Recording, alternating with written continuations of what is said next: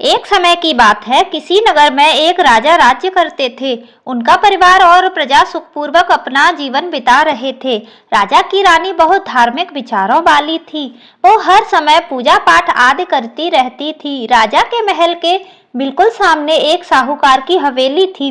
रानी और साहूकारिनी दोनों पक्की सहेलियां थीं। एक दिन साहूकार के घर से जोर जोर से रोने की आवाज आ रही थी। जब रानी ने साहूकारनी के रोने की आवाज सुनी तो वह राजा से बोली, महाराज, ये रोने की आवाज कहाँ से आ रही है? तब राजा ने रानी को बताया, रानी, साहूकार का पुत्र मर गया है, इसलिए साहूकारनी बहुत दुखी है और अपने पुत्र की मृत्यु के कारण वो दुख से रो रही है। तब रानी ने राजा से पूछा, महाराज, ये दुख क्या होता है? तो राजा बोला, उसका बेटा मर गया है, इसीलिए वह दोनों दुखी हैं। रानी ने फिर पूछा, लेकिन महाराज, ये दुख होता क्या है? मैं समझ नहीं पा रही।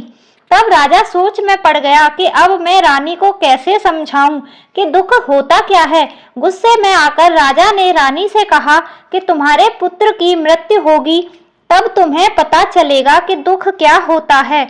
जाओ, अपने पुत्र को मार दो, फिर तुम्हें पता चल जाएगा कि दुख होता क्या है।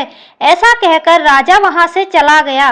तब रानी ने राजा की बात मानकर वैसा ही किया और महल की छत से अपने बेटे को नीचे गिरा दिया।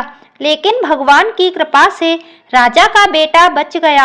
अब राजा अपने बेटे को देखने के लिए उसके पास दौड़ा दौड़ा आया तो देखता है कि उसका बेटा सामने से चला आ रहा है। उसे देखकर राजा को बहुत आश्चर्य हुआ। इतने ऊपर से गिरने पर भी उसके बेटे को एक खरोंच भी नहीं लगी थी। तब रानी ने राजा से फिर से वही सवाल किया, महाराज, अब बताइए दुख क्या होता है? तो राजा बोला, पड़ोसी राज्य के सैनिक युद्ध कर रहे हैं और अब मैं अकेला ही उनसे लड़ने जाऊंगा। जब मेरी मृत्यु का समाचार तुम्हें मिलेगा तब तुम्हें दुख का एहसास हो जाएगा।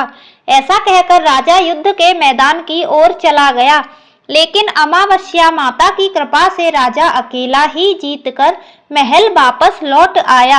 अब राजा भी सोच में पड़ गया कि आखिर क्या कारण है कि रानी को मैं ये नहीं समझा पा रहा कि दुख क्या होता है। तब राजा ने रानी को बुलवाया और उससे कहा, हम गंगा यात्रा के लिए जाएंगे, तुम तैयारियां कर लो। मैं वहां गंगा में कूदकर अपनी जान दे दूंगा, तब तुम्हें एहसास हो जाएगा कि दुख क्या होता है। उधर कैलाश पर्वत पर भोलेनाथ और माता पार्वती ये सारा दृश्य देख रहे थे। भोलेनाथ माँ पार्वती से बोले, पार्वती, कलयुग में तुम्हें एक सुखी आत्मा के दर्शन कराता हूँ। तब भगवान शिव ने एक बकरे का और माता पार्वती ने एक बकरी का रूप धारण कर लिया। वे दोनों एक नदी के किनारे घास चरने लगे। इतने में राजा और रानी की सवारी वहां आ पहुंची। वहां सुंदर नदी देखकर रानी राजा से बोली, महाराज, हम यहीं विश्राम करते हैं, फिर आगे बढ़ेंगे। राजा रानी वहीं उतर गए और पेड़ की छाया में बैठ गए। कुछ देर बाद राजा पानी लेने के लिए चला गया। तब बकरी का रूप धारण किए माता पार्वती भोलेनाथ से बोली, इस रानी को दुख का एहसास क्यों नहीं हो रहा? ये दुख कब देखेगी? इसे दुख क्यों नहीं मिल रहा? रानी ने उस बकरे को इंसानी भाषा में बात करते हुए सुन लिया।